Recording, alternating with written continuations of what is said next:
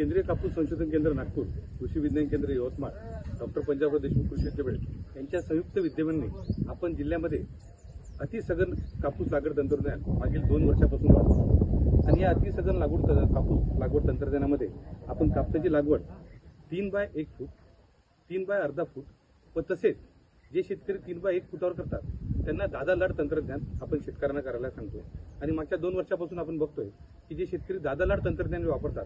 दादा लाड तंत्रज्ञान म्हणजे काय की ज्याच्यामध्ये 45 दिवसानंतर 50 दिवसानंतर कापूस पिकातील गळफांदी काढणे, त्यानंतर दिवसानंतर त्या पिकाला वरनं छाटणी करणे हे तंत्रज्ञान वापरण्याचं आपण शेतकऱ्यांना सांगतोय आणि याच्यातनं शेतकऱ्यांना खूप चांगलं उत्पादन त्याच्यामधनं मिळतोय.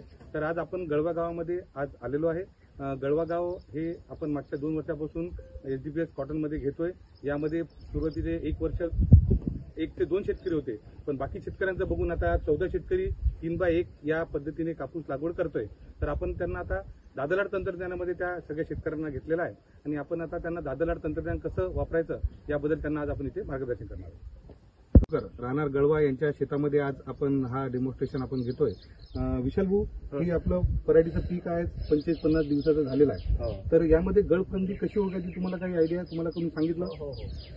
आयडिया नाही, पण आम्ही याला फुल लागत नाही, काही लागत नाही. ही गळफांदी आहे. म्हणजे जी फांदी ज्याला फुलं लागत नाही, दुसरं त्याची वाढ खूप बाकी फांदीपेक्षा जास्त असते, झाडाच्या तुलनेत त्याची वाढ जास्त असते, ती म्हणजे गळफांदी.